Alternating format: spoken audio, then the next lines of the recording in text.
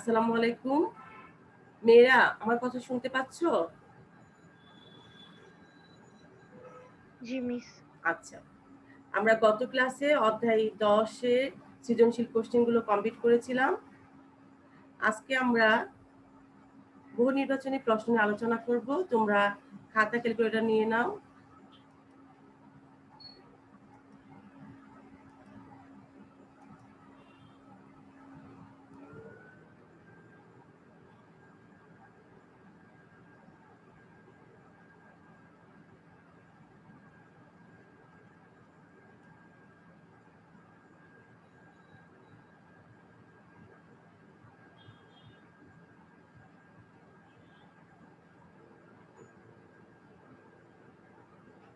দেখো, আমরা অধ্যায় 1 এর বহু নির্বাচনী পরীক্ষা নিয়েছিলাম। তারপর অধ্যায় 3 এর উপর অঙ্ক আমরা পরীক্ষা নিয়েছিলাম, পরীক্ষা 2।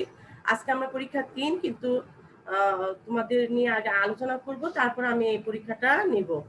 এখন দেখো, 1 নাম্বার কোশ্চেন। রাইতা বলো, রাইতা কোশ্চেনটা বলো। মোট মুনাফা 16,000 টাকা, বিক্রয় 90,000 টাকা হলে বিক্রিত পণ্যের ব্যয় কত? আচ্ছা, তাহলে মোট মুনাফা যে তোমাদের মধ্যে যেই বলতে পারো সেই বলবে, বাই নেমে আমি আর বলবো না। যে পারবে সেই উত্তরটা দিয়ে দিবে। ওয়ালাইকুম আসসালাম। তামান্না জয়েন হয়েছে 32। তোমরা জয়েন হও তামান্না, সুমাইয়া, রাইতা আর হচ্ছে নূরজাহান।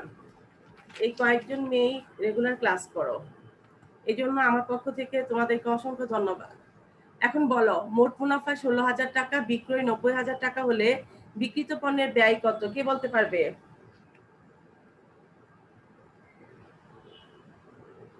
আচ্ছা, আমরা আগে কি করি? বিক্রয় থেকে বিক্রিত পণ্যের ব্যয় মাইনাস করলে মোট মুনাফা পাই,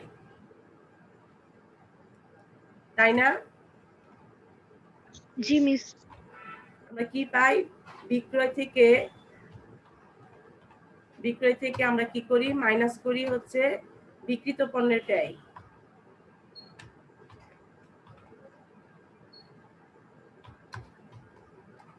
বিক্রিত পণ্যের ব্যয়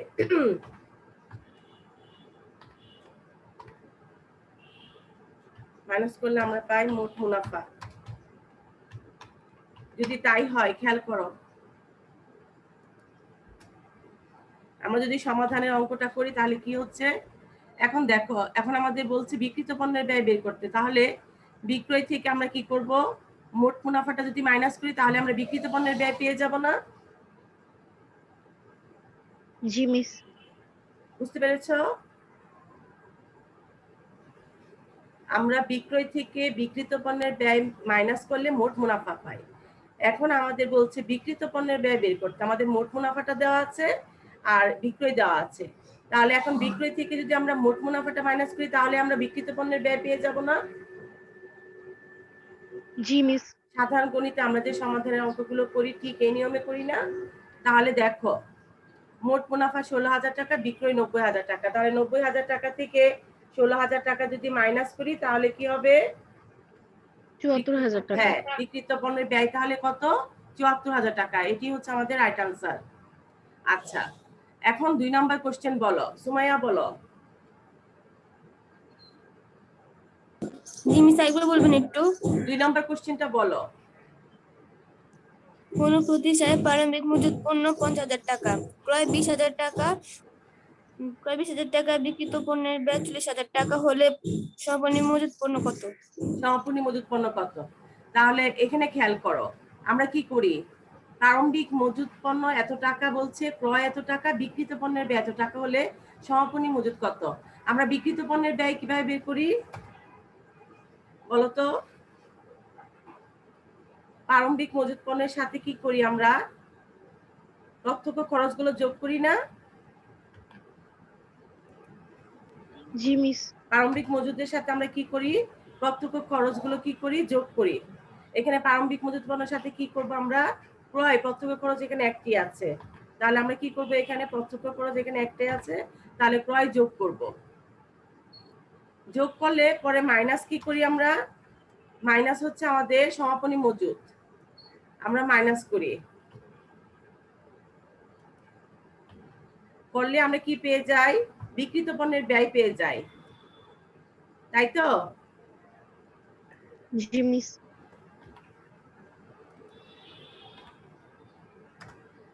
তাহলে আমরা প্রারম্ভিক মজুদ পণ্য থেকে প্রারম্ভিক মজুদ পণ্যের সাথে আমরা ক্রয় অর্থাৎ নিট ক্রয় এবং আরো প্রত্যক্ষ খরচ যদি থাকে আমরা সেগুলো যোগ করে সমাপনী মজুদ পণ্যটা আমরা মাইনাস করি, তাহলে বিক্রিত পণ্যের ব্যয় পেয়ে যায়। তাহলে এখন আমাকে বলছে প্রারম্ভিক মজুদ 50,000 টাকা, এখানে ক্রয় ধরো 20,000 টাকা, এখানে সমাপনী মজুদ আমাদের জানা নেই, আমাদের বিক্রিত পণ্যের ব্যয় দেওয়া আছে 40,000 টাকা। তাহলে আমাদের কি করতে হবে? 50,000 টাকার সাথে 20,000 টাকা আমরা যোগ করব, 70,000 টাকা যোগ করে কি করব? 40,000 টাকা যে বিক্রিত পণ্যের ব্যয় সেটা যদি মাইনাস করি তাহলে সমাপনী মজুদ পেয়ে যাব। ক্লিয়ার? সমাধানের মতো কেউ আছো যে বুঝতে পারছো না, এরকম কেউ আছো তোমাদের মধ্যে? আমাদের সাধারণ গণিতে যে সমাধানের যে অঙ্কটা করি ঠিক সমাধান। তাহলে 50,000 যোগ হচ্ছে 20,000 সমাপনী মজুদ পণ্য এখানে নেই, আমরা বিক্রিত পণ্যের ব্যয় এখানে চলে আসলে কি হবে? মাইনাস হয়ে যাবে আর ইকুয়াল টু সমাপনী মজুদ পণ্য। তাহলে 50,000 20,000 70,000 টাকা থেকে 40,000 টাকা মাইনাস করলে আমরা সমাপনী মজুদ পণ্য পেয়ে যাব। তাহলে কত আমাদের সমাপনী মজুদ পণ্য? 30,000 টাকা। হ্যাঁ রাইট, আমাদের সমাপনী মজুদ পণ্য হচ্ছে 30,000 টাকা।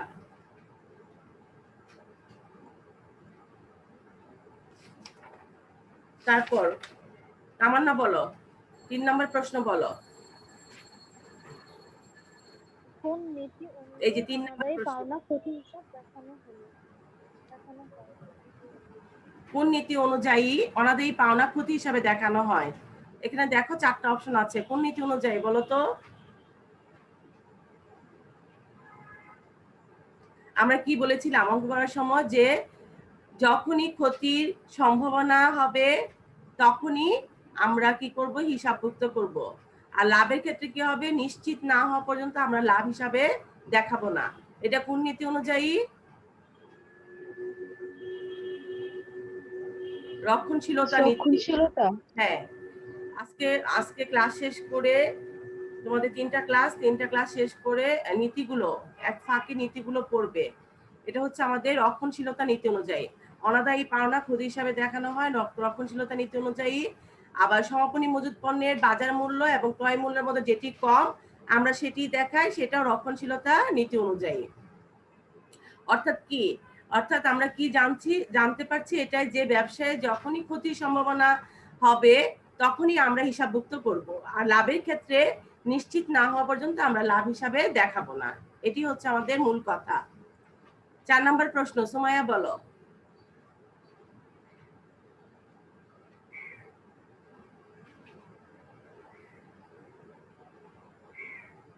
আচ্ছা রাইতা বলো, 4 নম্বর প্রশ্ন।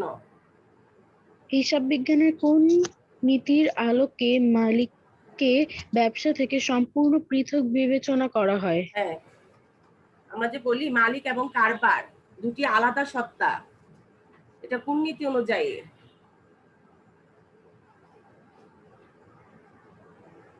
ব্যবসায়িক সত্তা নীতি। এটা কোন নীতি? রেসপন্স করতে হবে, এটা কোন নীতি অনুযায়ী? ব্যবসায়িক সত্তা নীতি। নীতি।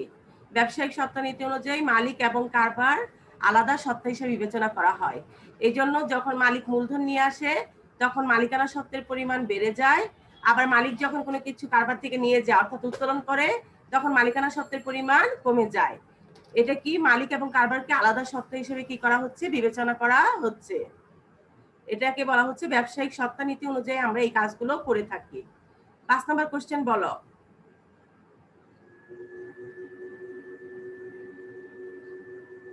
কোন নীতিতে সমাপনী মজুদ পণ্যের মূল্যায়ন করা হয়? একটু আগে কিন্তু বলেছি, বলো কে বলতে পারবে?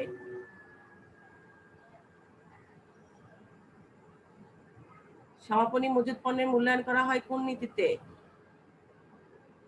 আমি অনাদায়ী পাওনাকে ক্ষতি হিসেবে বিবেচনা করা হয় এই সময় বলেছিলাম যে আমরা কি করি? সমাপনী মজুদ পণ্যের দুইটি মূল্য থাকে, একটি ক্রয় মূল্য একটি বাজার মূল্য, যেটি কম আমরা সেটি হিসাবভুক্ত করি। তাহলে কোন নীতি অনুযায়ী এটি? রক্ষণশীলতা নীতি। হ্যাঁ, রাইট সুমাইয়া, ধন্যবাদ। রক্ষণশীলতা নীতি অনুযায়ী। 6 নম্বর কোশ্চেন বলো।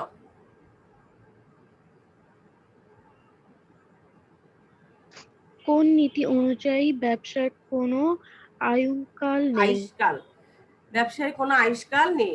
আছে না যে 10 বছর, 5 বছর এরকম ব্যবসার আয়ুষ্কাল, এরকম নেই। কোন নীতি অনুযায়ী?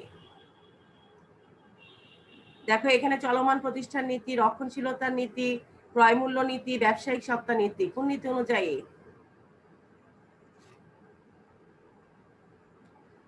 চলমান প্রতিষ্ঠান নীতি অনুযায়ী। কোন নীতি অনুযায়ী? চলমান হ্যাঁ, প্রতিষ্ঠান নীতি। মানে ব্যবসায় কোনো আয়ুষ্কাল নেই, মানে এটা 10 বছর 5 বছর এরকম কোনো নির্দিষ্ট নেই। আমরা ধরে নিই ব্যবসাটা কি থাকবে, চলমান থাকবে। এই জন্য কি আমরা যে হিসাব চক্রটা জেনেছিলাম না, হিসাব চক্র, আমরা ক্লাস 9 হিসাব চক্র পড়েছিলাম না, তৃতীয় অধ্যায়ে, মনে আছে? হিসাব চক্রটা তার মানে চক্রাকারে ঘুরে। চলমান প্রতিষ্ঠান নীতি অনুযায়ী এটা কি হচ্ছে, চক্রাকারে ঘুরছে, অর্থাৎ এর কোনো নির্দিষ্ট কোনো আয়ুষ্কাল নেই, এটা চলমান থাকবে। 7 নম্বর কোশ্চেন বলো।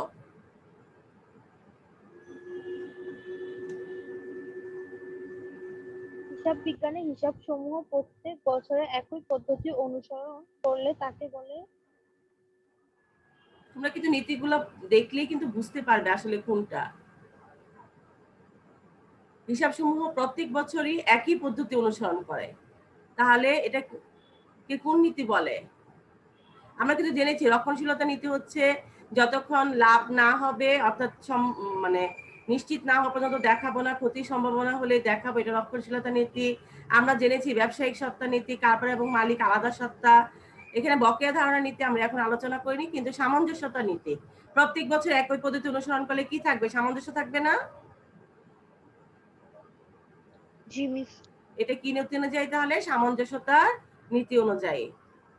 8 নম্বর কোশ্চেনটা বলো। জনাব মিজান তার ব্যবসার জন্য 50,000 টাকার আসবাবপত্র ক্রয় করেন। আসবাবপত্রের ব্যবহারজনিত মূল্য হ্রাস 5,000 টাকা। এই ক্ষেত্রে অবচয়ের হার কত? হ্যাঁ, খেয়াল করো তাহলে আমরা সব অঙ্ক করে আসছি যে 10% অপচয় ধার্য করো, 5% অপচয় ধার্য করো স্থায়ী সম্পদের উপর।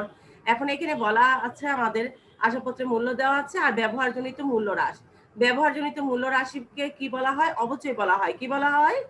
একটা সম্পদ, স্থায়ী সম্পদ আমরা ব্যবহার করার পর, দীর্ঘদিন ব্যবহার করার পর এর আয়ুষ্কাল কিংবা এর ব্যবহারজনিত যে উপযোগিতাটা কমে, সেটা যে মূল্যে আমরা বিবেচনা করি, সেটাই হচ্ছে অবচয়। এই ক্ষেত্রে অবচয়ের হার কত? এই যে 50,000 টাকার অবচয় হচ্ছে 5,000 টাকা, অবচয়ের হারটা কত বলো? অবচয়ের হারটা বের করতে 10%। 10%, এটা বোঝা যাচ্ছে যে 50,000 এর 10% হচ্ছে 5,000, কিন্তু কিভাবে 10% বলতে পারবে রাইটার? দেখো সূত্রটা আমরা সূত্রে সাহায্যে করব। বার্ষিক অবচয়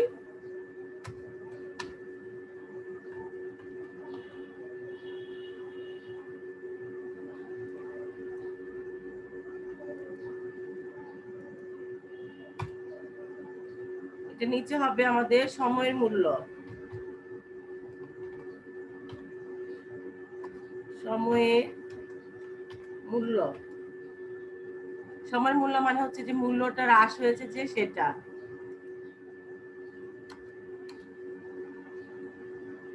আর এখানে হবে আমাদের ইনটু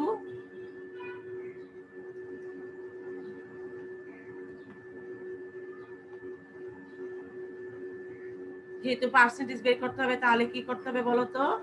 শতকরা হলে কি করি আমরা? 100 না? 100 করি কোনো কিছু শতকরা বের করতে হলে। তাহলে কি দেখো বার্ষিক অবচয় কত দেওয়া আছে আমাদের? 5,000 টাকা, সরি সম্পদের মূল্য।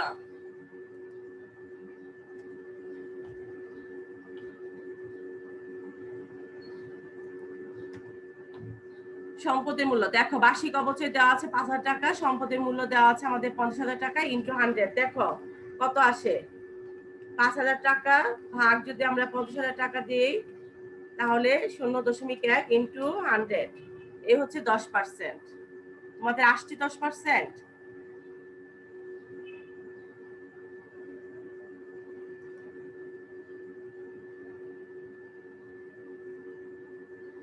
তোমরা কি কেউ করছো কাজটা?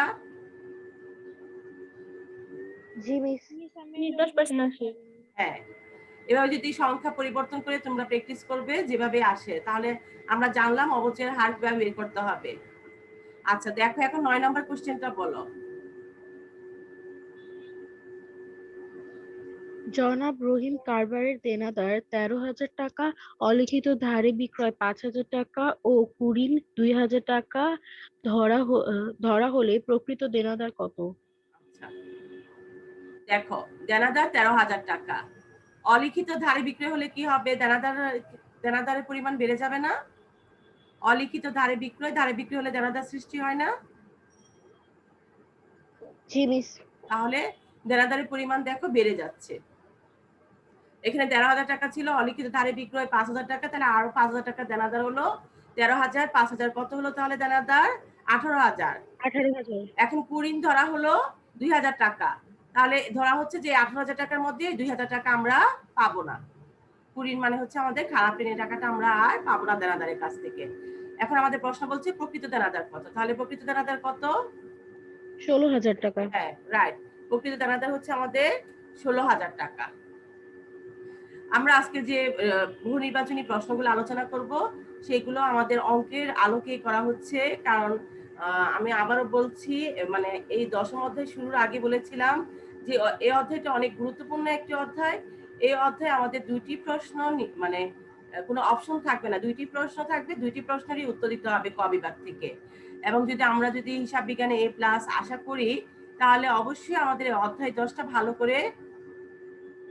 করে জানতে হবে।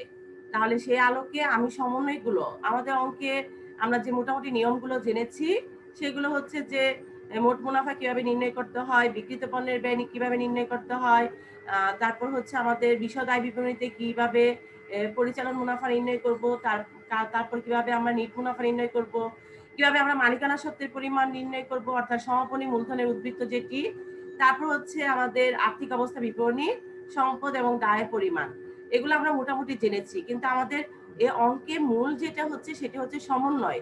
সমন্বয়গুলো যদি আমরা ঠিকভাবে পোস্টিং দেই তাহলে আমাদের অঙ্কটা নির্ভুল হওয়া আশা করি। এজন্য আমি যে এখন বহু নির্বাচনী প্রশ্নগুলো আলোচনা করছি এগুলো সমন্বয়ের আলোকে।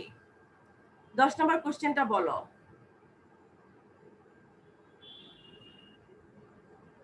রেল মিলে 10% ঋণ 30,000 টাকা এবং সমন্বয়ে বর্ণিত 6 মাসের সুদ বকেয়া আছে। আর্থিক বিবরণীতে মোট কত টাকা ঋণ বাবদ বসবে?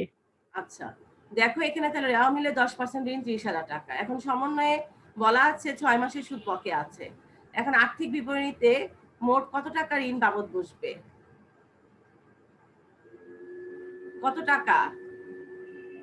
আর্থিক বিবরণী বলতে এখানে আর্থিক অবস্থা বিবরণী, এখানে আমরা কত টাকা ঋণ হিসাবে দেখাবো?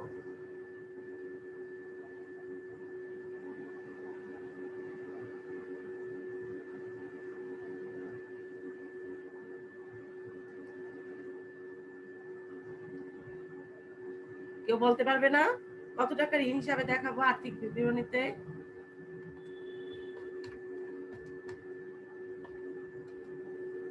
আর্থিক অবস্থা বিবরণীতে আমরা 30,000 টাকায় ঋণ হিসাবে দেখাবো, কারণ এখানে কোনো ঋণ পরিশোধ করেনি। ঋণ পরিশোধ করলে ঋণের পরিমাণ কমে যেত। আর ঋণের বকেয়ার সুদ, ঋণের সুদ আলাদা হিসাব, ঋণ আলাদা হিসাব, ঋণের সুদও আলাদা হিসাব, তাই না?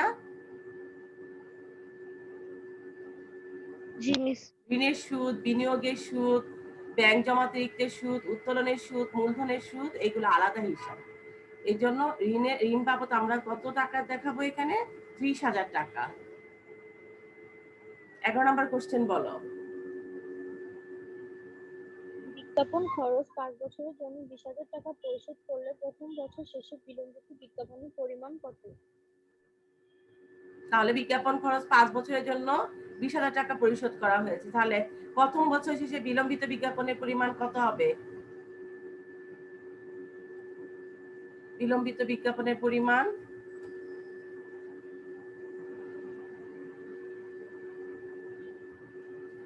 বিলম্বিত 4,000 টাকা। বিলম্বিত বিজ্ঞাপন,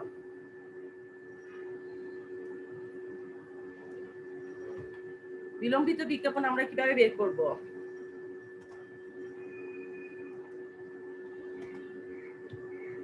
বিলম্বিত বিজ্ঞাপন বের করব আমরা বিজ্ঞাপন থেকে অবলোপন বাদ দিব। বিজ্ঞাপন থেকে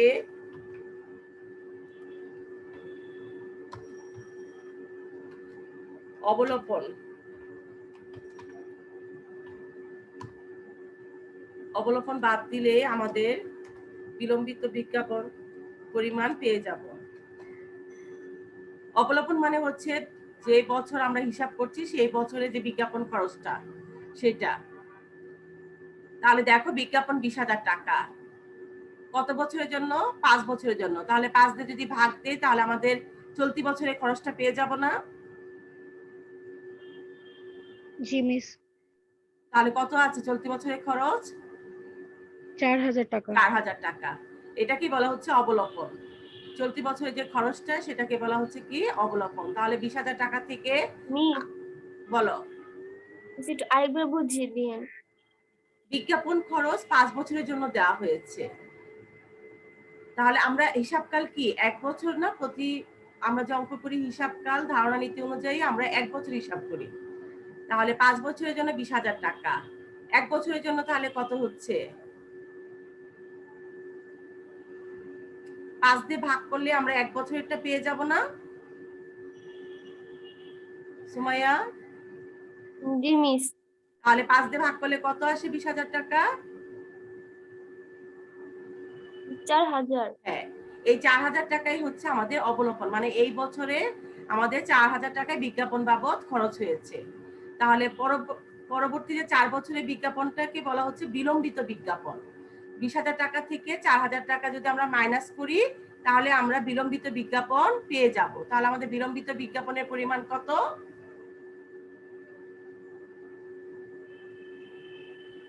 4,000 টাকা। 4,000 টাকা তো অবলোপন করেছি, চলতি বছরের খরচ।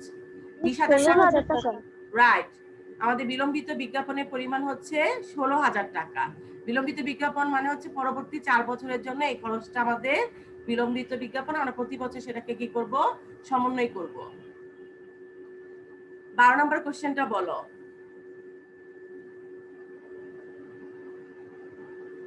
একটি প্রতিষ্ঠানে মোট বিনিয়োজিত মূলধন 80,000 টাকা ও নিট মুনাফা 10,000 টাকা হলে বিনিয়োজিত মূলধনের উপর মুনাফার হার কত? হ্যাঁ, বিনিয়োজিত মূলধনের আমাদের সূত্রটা কি? আমরা যে অনুপাতে অঙ্কগুলো করেছিলাম কেউ বলতে পারবে?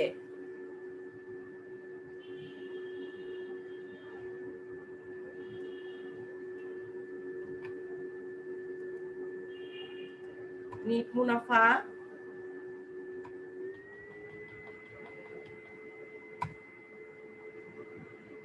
তারপর হচ্ছে বিনিয়োজিত মূলধন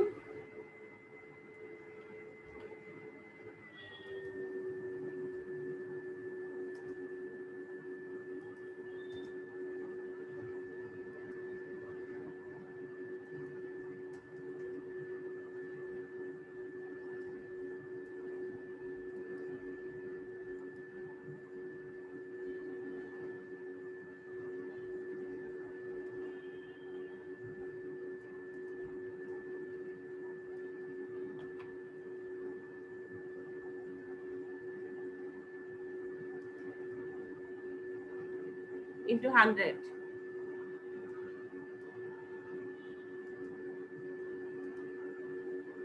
নিট মুনাফা ডিভাইড বাই বিনিয়োজিত মূলধন ইন্টু 100, তাহলে কত আসে দেখো। আমাদের নিট মুনাফা কত? 10,000 টাকা। 10,000 টাকা ভাগ হচ্ছে বিনিয়োজিত মূলধন কত আছে আমাদের? 80,000 টাকা ইন্টু 100, কত আসে তাহলে? 12.5%। হ্যাঁ, তাহলে আমাদের সঠিক উত্তর হচ্ছে 12.5%। 13 নম্বর কোশ্চেন বলো।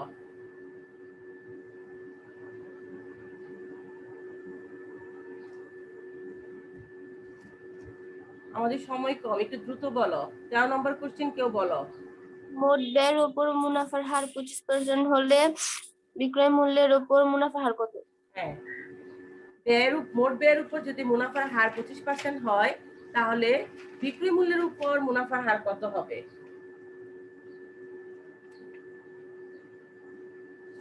এটা কি আমাদের সহজ একটা যদি ধারণা করি, মোট ব্যয়ের উপর যদি 25% হয়, তোমরা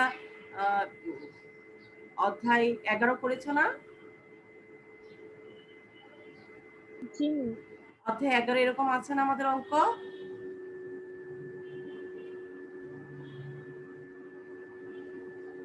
অধ্যায় 11 এরকম অঙ্ক করেছো না? মোট ব্যয়ের উপর এত পার্সেন্ট হলে বিক্রয় মূল্যের উপর বিক্রয় মূল্য কত হবে, এরকম পেয়েছো না? আচ্ছা, দেখো, মোট ব্যয়ের উপর মুনাফার হার 25% হলে বিক্রয় মূল্যের উপর মুনাফার হার কত?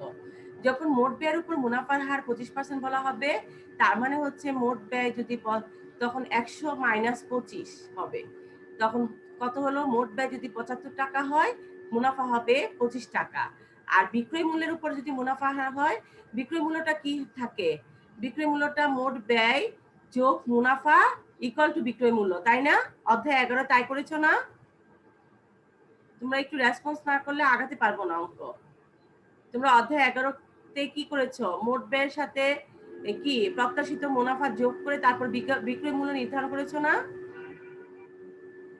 জি মিস।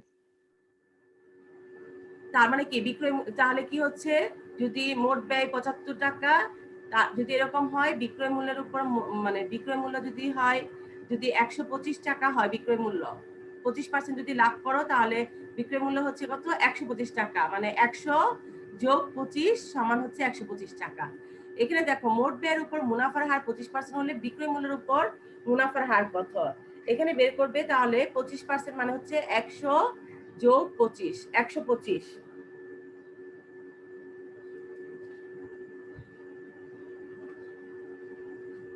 25 হচ্ছে মুনাফা, মুনাফার হার কত?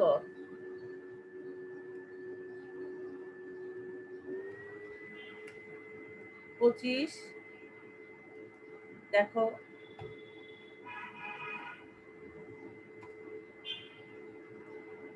এখানে হচ্ছে 125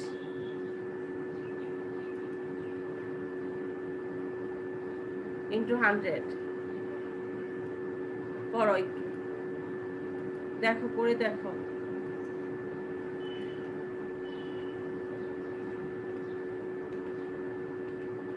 25 ভাগ 125 ইন্টু 100 কত আসে? মিস 20 আসে। হ্যাঁ, 20%। আমাদের সঠিক উত্তর হবে কি? 20%। মোট ব্যয়ের উপর মুনাফার হার 25% হলে বিক্রয় মূল্যের উপর মুনাফার হার কত হবে? বিক্রয় মূল্যের উপর হবে 20%।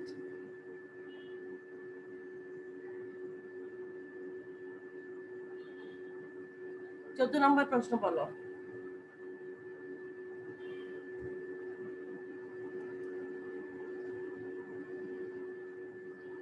কি একজন একটি বলো। ব্যবসায় প্রতিষ্ঠানে পাওনাদার 20,000 টাকা, ব্যাংক জমা 50,000 টাকা, হাতে নগদ 10,000 টাকা হলে উক্ত প্রতিষ্ঠানের তারল্য অনুপাত কত? কত? আমরা তারল্য অনুপাতের অঙ্ক করতে গিয়ে কি করেছিলাম?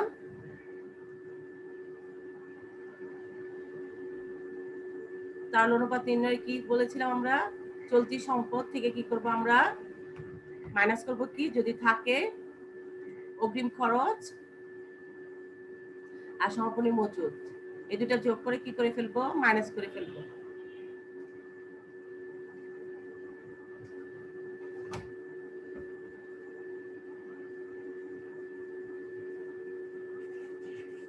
তারল্য অনুপাতের নির্ণয় সূত্রটা, মজুদ পণ্য অগ্রিম খরচ এই দুটি থাকলে যোগ করে তারপর চলতি সম্পদ থেকে মাইনাস করবো, আর নিচে থাকবে কি? চলতি দায়। এখানে দেখো, আমাদের চলতি দায় আছে 20,000 টাকা, আমাদের চলতি সম্পদ কত হবে? 50,000 টাকা আর 10,000 টাকা, 60,000 টাকা। আমাদের আর কিছু নেই। 60,000 টাকা আমরা 20,000 টাকা দিয়ে ভাগ করব, তাহলে কত আসছে? 3 আসছে না? জি মিস। 3:1 হবে। তাহলে অনুপাতের পরিমাণ কত হবে এখানে? 3:1। এখানে আমাদের সমাপনী মজুদ কিংবা অগ্রিম খরচ নেই, এই জন্য আমাদের আর এখানে কোনো কাজ নেই। শুধু চলতি সম্পদ 50,000 টাকা, 10,000 টাকা, 60,000 টাকা, চলতি দায় হচ্ছে 20,000 টাকা। চলতি দায় থেকে চলতি সম্পদ ভাগ করলে আমরা পেয়ে যাব। তারপরে উদ্দীপকটি পড়ো। মিজানের ব্যবসায় 2014 সালের 1 জানুয়ারি সম্পদ ও দায় ছিল মজুত পণ্য 6,000 টাকা, দেনাদার 40,000 টাকা, পাওনাদার 5,000 টাকা, ঋণ 10,000 টাকা। হ্যাঁ। 15 মিজানের ব্যবসায় প্রারম্ভিক মিজানের মূলধন কত? ব্যবসার তাহলে প্রারম্ভিক মূলধন 1 জানুয়ারি 1 তারিখে এটা দেওয়া। প্রারম্ভিক মূলধন তাহলে কত হবে? তোমাদের মধ্যে কেউ বলতে পারবে প্রারম্ভিক মূলধন নির্ণয়ের সূত্রটি? প্রারম্ভিক মূলধন নির্ণয়ের সূত্রটি?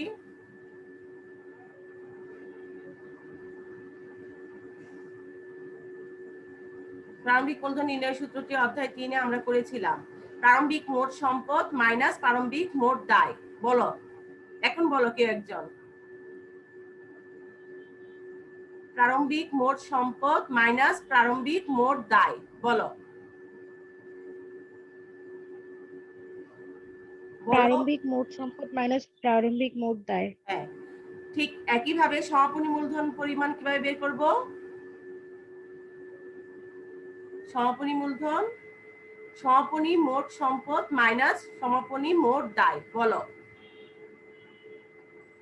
সমাপনী মোট সম্পদ মাইনাস সমাপনী মোট দায়। তাহলে এখানে প্রারম্ভিক মূলধন আমাদের দেখো, মজুত পণ্য 6,000 টাকা, দেনাদার 40,000 টাকা, এই হচ্ছে 46,000 টাকা আমাদের প্রারম্ভিক সম্পদ। প্রারম্ভিক দায় দেখো এখানে পাওনাদার 5,000 টাকা আর ঋণ আছে 10,000 টাকা, এই হচ্ছে 15,000 টাকা। মাইনাস করলে কত আসে? 31,000 টাকা। এটি হচ্ছে আমাদের প্রারম্ভিক মূলধনের পরিমাণ 31,000 টাকা। এখন দেখো 16 নম্বর প্রশ্ন, মিজানের ব্যবসায় দায়ের পরিমাণ কত? আমি কিন্তু বললাম দায় কত, দায়ের পরিমাণ কত বলো। 15,000 টাকা। রাইট, ধন্যবাদ সবাইকে, একসাথে বলেছ 15,000 টাকা এখানে দায়ের পরিমাণ। তারপর দেখো 17 নম্বর উদ্দীপকটি পড়ো, একটু দ্রুত করো, আমাদের সময় কম, পড়ো। মূল লিমিটেড এর হিসাব বই থেকে 2018 সালের 31শে ডিসেম্বর তারিখে নিম্নোক্ত তথ্যাদি সংগৃহীত হয়েছে। ক্রয় 1,20,000 টাকা, ক্রয় পাত্র 6,000 টাকা, সাধারণ খরচ 12,000 টাকা, বই ফেরত 4,000 টাকা, আমদানি শুল্ক 5,000 টাকা, আসবাবপত্র ক্রয় 40,000 টাকা। উপযুক্ত তথ্য হতে নিট ক্রয় পরিমাণ কত? নিট ক্রয় পরিমাণ কত? ক্রয় এখানে দেওয়া আছে 1,20,000 টাকা, আমাদের প্রশ্নে ক্রয় বার্তা দেওয়া আছে 6,000 টাকা, সাধারণ খরচ 12,000 টাকা, বহি ফেরত 4,000 টাকা, আমদানি শুল্ক 5,000 টাকা, আসবাবপত্র ক্রয় 40,000 টাকা, এই তথ্যগুলো দেওয়া আছে। এখন 17 নম্বর প্রশ্নে বলা হচ্ছে উপযুক্ত তথ্য হতে নিট ক্রয়ের পরিমাণ কত? কে বলতে পারবে নিট ক্রয়ের পরিমাণ কত?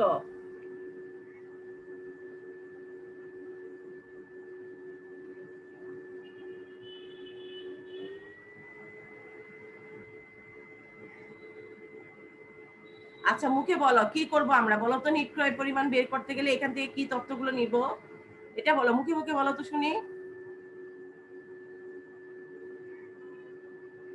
ক্রয় ও ক্রয় বার্তা। ক্রয় থেকে কি করব? ক্রয় বার্তা কি করব? প্লাস মাইনাস করব। প্লাস করব? ক্রয়ের সাথে ক্রয় বার্তা কি প্লাস করব?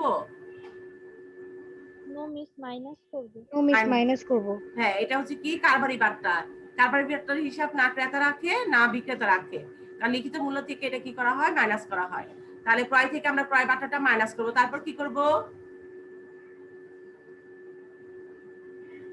1,20,000 টাকা থেকে আমরা ক্রয় বার্তা 6,000 মাইনাস করলে হলো 1,14,000 টাকা। তারপর কি আর কোনো কাজ আছে? No miss. সবাই একমত তামান্নার সাথে? দেখো বই ফেরত দেওয়া আছে 4,000 টাকা, বই ফেরত মানে কি? ক্রয় ফেরত। বই ফেরত মানে হচ্ছে ক্রয় ফেরত। তাহলে ক্রয় করেছিলাম, এখন ফেরত দিয়েছি, তাহলে ক্রয় পরিমাণ বেড়ে যাবে না কমে যাবে? কমে যাবে। তাহলে কি করতে হবে? এই বই ফেরতটা বাদ দিতে হবে। বাদ দিতে হবে। তাহলে 1,20,000 টাকা থেকে 6,000 টাকা মাইনাস করে আমরা পেয়েছি 1,14,000 টাকা। 1,14,000 টাকা থেকে আমরা এখন 4,000 টাকা 1,20,000 টাকা থেকে আমরা মাইনাস করবো হচ্ছে 6,000 টাকা ক্রয় বার্তা, তারপর 1,14,000 এখান থেকে আমরা বই ফেরত 4,000 টাকা মাইনাস করবো। তাহলে কত হচ্ছে? 1,10,000। হ্যাঁ, 1,10,000। 1,10,000 টাকা। এটি হচ্ছে আমাদের সঠিক উত্তর। তারপর দেখো মুনাফা জাতীয় ব্যয়ের পরিমাণ কত। আমরা অধ্যায় 4-এ পড়েছি মূলধন জাতীয়, মুনাফা জাতীয় ব্যয়, আয় এগুলো। মুনাফা জাতীয় ব্যয় হচ্ছে 1 বছরের মধ্যে যে খরচগুলো হবে। তাহলে এই যে তথ্যগুলো দেওয়া আছে এখানে থেকে তথ্য নিয়ে মুনাফা জাতীয় ব্যয়ের পরিমাণ বলতো কি কি আসবে? মুনাফা জাতীয় ব্যয়ের পরিমাণ নির্ণয় করতে হলে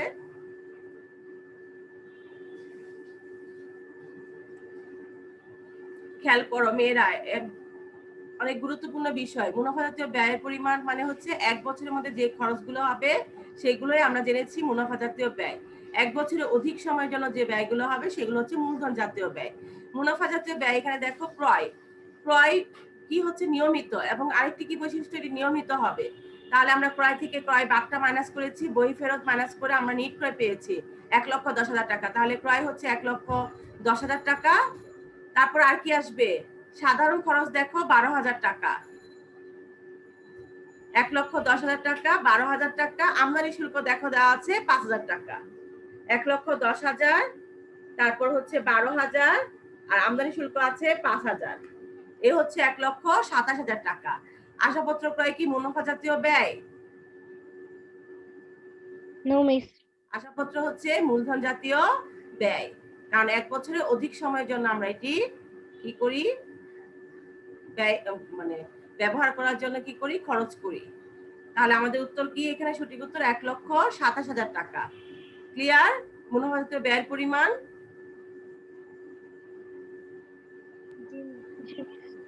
এখন দেখো প্রত্যক্ষ খরচের পরিমাণ। প্রত্যক্ষ খরচ কোনগুলো? আমরা যে বিক্রিত পণ্যের ব্যয় যখন নির্ণয় করি প্রত্যক্ষ খরচগুলো যোগ করি। প্রত্যক্ষ খরচগুলো কোনগুলো? এখানে দেখো তো, এখান থেকে প্রত্যক্ষ খরচ কোনগুলো?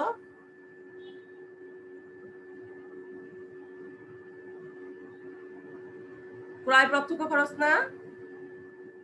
ক্রয় আমি বলেছিলাম যে শুরুতে প্রারম্ভিক মজুত পণ্যের সাথে আমরা প্রত্যক্ষ খরচগুলো যোগ করলে বিক্রিত পণ্যের যোগ করব, তারপর সমাপনী মজুত পণ্য মাইনাস করলে বিক্রিত পণ্যের ব্যয় পাই। তাহলে ক্রয় এখানে কি প্রত্যক্ষ খরচ না? কথা বলো বাবা। জি মিস। আচ্ছা, আমদানি শুল্ক প্রত্যক্ষ খরচ। আমরা আমদানি শুল্ক যোগ করি না? সাধারণ খরচটা হবে পরোক্ষ খরচ, এটা পরিচালন ব্যয়। সাধারণ খরচটা কি হবে? সাথে সাথে বলো। সাধারণ খরচ কি হবে? পরোক্ষ খরচ। বলো সাধারণ খরচ কি? পরোক্ষ খরচ। এটা কি হবে? পরিচালন ব্যয় হিসাবে আসবে। কি হিসাবে আসবে? পরিচালন ব্যয়। তাহলে মুনাফা জাতীয় ব্যয় হবে কি আমাদের? আমরা পেয়েছি নিট ক্রয় হচ্ছে 1,10,000 টাকা, আর হচ্ছে আমদানি শুল্ক হচ্ছে 5,000 টাকা।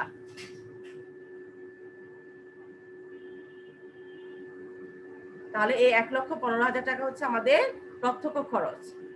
এখন তো সবাই বলতে পারবে